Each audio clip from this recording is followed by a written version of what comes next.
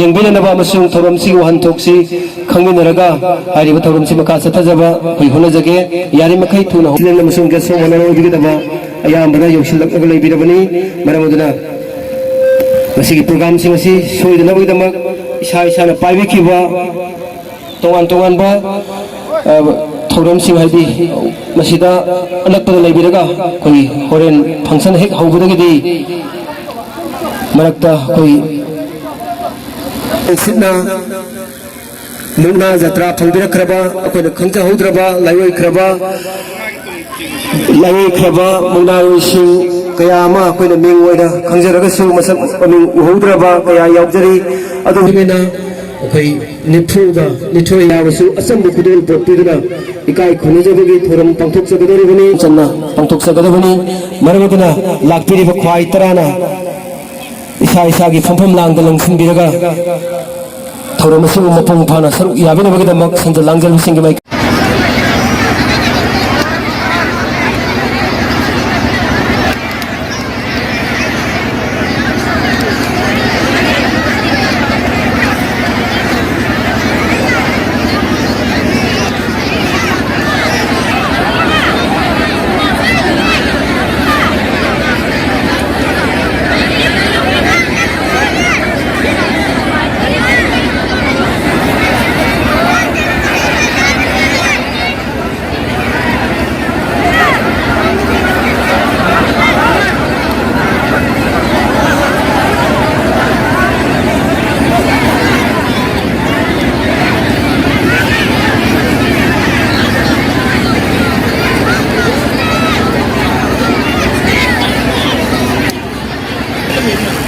Hello.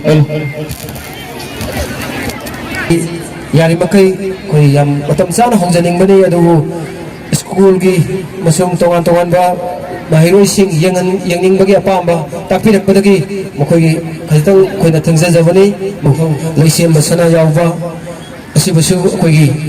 koi na thorum si yawbi na wa hajau buda yamna harau na yabirakna Famasida ngasidi matam sana lengsing hirapani maramaduna simu thoram sing asigi marakta tongan ban sports ki akhanaraba niwi kaya masu lengsing duna lebire sanaroi sing numit observation to 2020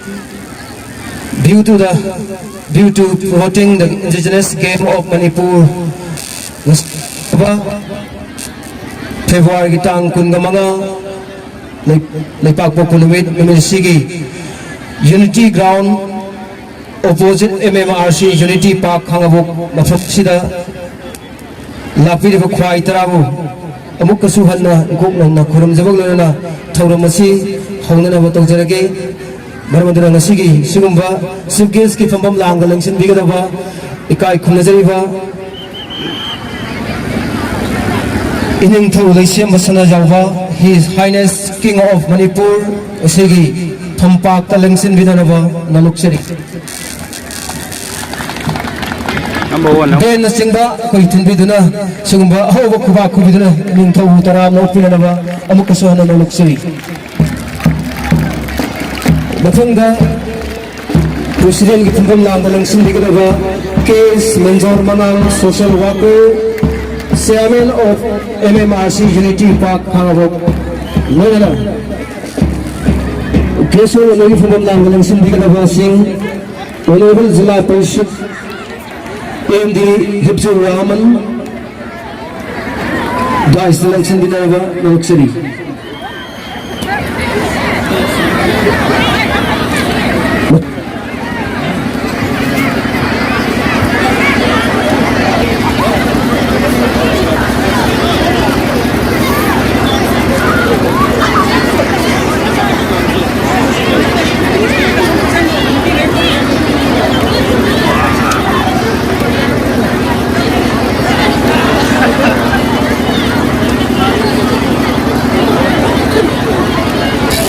Lena makasa suwa kuda pagi turun si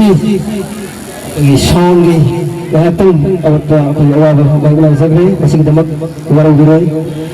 masih kisahkan bahwa turun si ke dosa lagi pembeli langgalang sih kita bahwa ikai khusus bahwa Honorable Pradhan nominee Om Manganjau, Honorable Patri GP, Nunana, Ikai Kundariba, Assistant Director, Sports Authority of India, Saigi, Oza Michael, Nunana, Wai Chowdhury, President, Thobal District Muna and Kanjai Association, wasing from Batalang Singiranaba, Nunapsini. I hope you could put in a man and Tantaran to the Navadopsani. Nunana, making them only Maladevi, Amashun, Laisham, Shabasing, Principal, Wisdom Foundation, from Batalang Singiranaba, Nunapsini.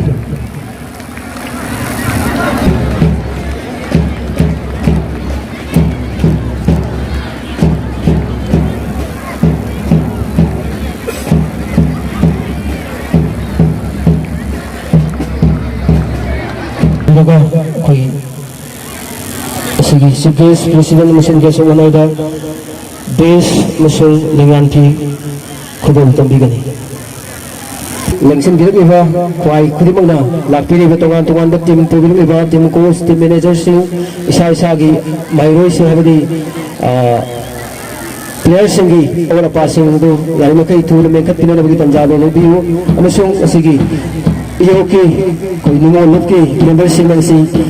Base Musul Linganti Khudum Tambiri Ahi Kuba Kudina Sing Sumu Thora Misugu Taram Tina Bangasim Langjari Bothora Misi Hosi Pungin Tabutuana Koi Tongan Tonga Sigi Dal Lengsin Hiriba Sunkes President Amasung Guest of Honor Asam Khudum Pidina Forum Lantuk Piri Matanga Siam Sado Levi Opening Song Sapigadaba Sanawai Singh Masung Oza Buddha Nuna Mairoi Singh Langsing Bidak Naba Koi Langsing Jari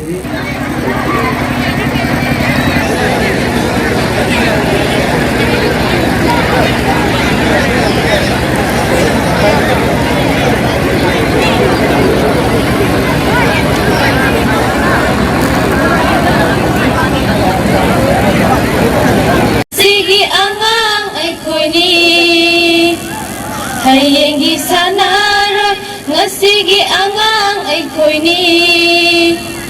ay koi na zatigi tunggi asani ay koi na zatigi tunggi asani ilay baklay maigi pikla ba pandong ay koi ni ilay baklay maigi pikla ba pandong ay koi ni ay koi na zatigi tunggi yung bini ay koi na zatigi tunggi yung bini hayengi sanaroy ngasigi angang ay koi ni hayengi sanaroy ngasigi angang ay koi ni kanano ay koi bumalem si dawag piba kanagi tampak taktarjat bahay zarap liba kanano ay koi bumalem si dawag piba kanagi tampak taktarjat bahay zarap liba numitha thawan mitcha koi na chen baturel numitha thawan mitcha koi na chen baturel lao ingu uhan bire fajadara ireka lao ingu uhan bire fajadara ireka hayengi sanaroy ngasigi angang ay koi ni hayengi sanaroy ngasigi angang ay koi ni Sena song na sana bada iray pag ning singsi Lairik lai su auray bada iray pag kagumsi Sena song na sana bada iray pag ning singsi Lairik lai su auray bada iray pag kagumsi Kang nauda tamla nusi lairik kan na tamsi Kang nauda tamla nusi lairik kan na tamsi Ihay ising haydo na iray base ba taurasi Ihay ising haydo na iray base ba taurasi Hayengi sanaroy ngasigi angang ay koi ni Hayengi sanaroy ngasigi angang ay koi ni Ay koi na jatigi tunggi asani Ay koi na jatigi tunggi asani Iray baklay maigi bigla ba pandom ay koi ni Iray baklay maigi bigla ba pandom ꯑꯩꯈꯣꯏꯅꯤ ꯑꯩꯈꯣꯏꯅ ꯖꯥꯇꯤꯒꯤ ꯇꯨꯡꯒꯤ ꯌꯨꯝꯕꯤꯅꯤ ꯑꯩꯈꯣꯏꯅ ꯖꯥꯇꯤꯒꯤ ꯇꯨꯡꯒꯤ ꯌꯨꯝꯕꯤꯅꯤ ꯍꯌꯦꯡꯒꯤ ꯁꯥꯟꯅꯔꯣꯏ ꯉꯁꯤꯒꯤ ꯑꯉꯥꯡ ꯑꯩꯈꯣꯏꯅꯤ ꯍꯌꯦꯡꯒꯤ ꯁꯥꯟꯅꯔꯣꯏ ꯉꯁꯤꯒꯤ ꯑꯉꯥꯡ ꯑꯩꯈꯣꯏꯅꯤ ꯍꯌꯦꯡꯒꯤ ꯁꯥꯟꯅꯔꯣꯏ ꯉꯁꯤꯒꯤ ꯑꯉꯥꯡ ꯑꯩꯈꯣꯏꯅꯤ thank you ꯏꯪꯅ ꯆꯤꯛꯅ ꯂꯩꯅꯅꯕꯒꯤꯗꯃꯛ ꯃꯥꯂꯦꯝꯕꯨ ꯀꯟꯕꯒꯤ ꯊꯧꯔꯝ ꯑꯃ ꯑꯣꯏꯅ ꯁꯔꯨꯛ ꯑꯃ ꯑꯣꯏꯅ ꯉꯁꯤꯒꯤ ꯄꯥꯝꯕꯤꯁꯤꯡ ꯑꯁꯤꯗ ꯏꯁꯤꯡ ꯆꯥꯏꯕꯤꯕꯒꯤ ꯊꯧꯔꯝ ꯑꯃꯨꯛꯇꯪ watering the plant ꯊꯧꯔꯝ ꯑꯁꯤ ꯂꯥꯟꯊꯣꯛꯄꯤꯅꯅꯕ ꯑꯩꯈꯣꯏꯒꯤ ꯏꯌꯣꯛꯀꯤ ꯃꯦꯝꯕꯔꯁꯤꯡ ꯑꯃꯁꯨꯡ ꯃꯨꯛꯅꯥ ꯑꯦꯁꯣꯁꯤꯌꯦꯁꯟꯒꯤ ꯃꯦꯝꯕꯔꯁꯤꯡꯅ ꯒꯥꯏꯗ ꯇꯧꯕꯤꯔꯒ ꯊꯧꯔꯝ ꯑꯁꯤ ꯑꯃꯨꯛꯇꯪ ꯍꯧꯕꯤꯅꯅꯕ ꯅꯣꯛꯆꯔꯤ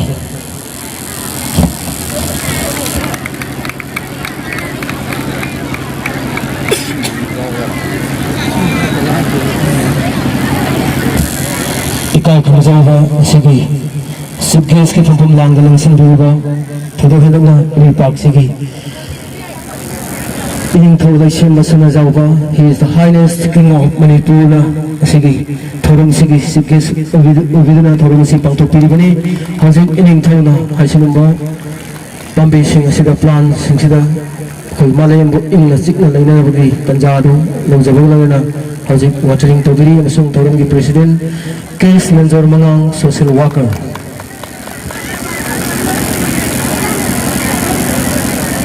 मथंगा ए मंगलमजाव Singh nominee pradhan honourable pradhan Khangabok part 3 GP K Michael Singh assistant director SAI sports authority of India लोनना थौबाल डिस्ट्रिक्ट मुगा कांगजी एसोसिएशन की प्रेसिडेंट युनाम चाउबा मैतई अमसुंग विजडम फाउंडेशन की प्रिंसिपल एल शोभा मथंगसिना हौजिक पाम्बेसिंग सिदा कोई सिंग चाबिदना मालेबु इंगो चिकना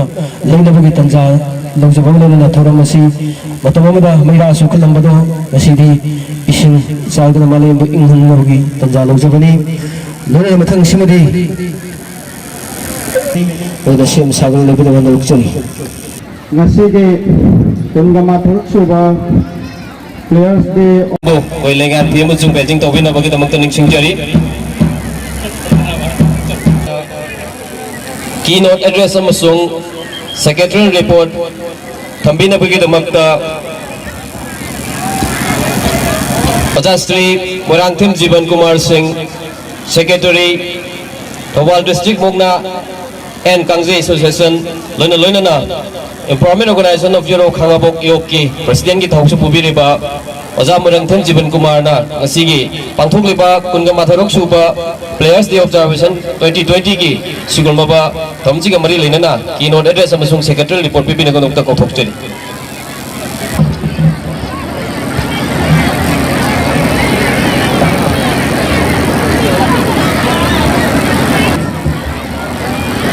February की तांग कुन मंगा सोक लिसिंग अनिगा कुन यम लेपाक पुपुनबी लाइफ फरबनी मदसिगी मदसिदा यूनिटी पार्क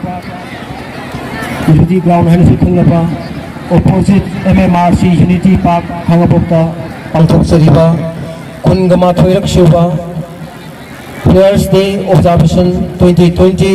सानो सिंगी नुबे due to the promoting the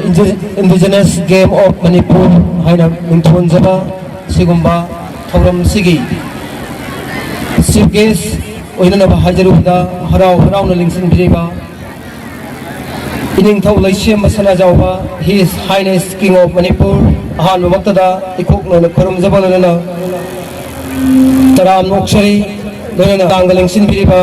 case menjor mangang social worker Chairman MMRC Unity Park Khangabusu Taram Uksari Kilan Kibi Aurabasu Nakpigani Shiguba Thoramasi Namdam Habidi Manipur Si Tangai Park Namdamasi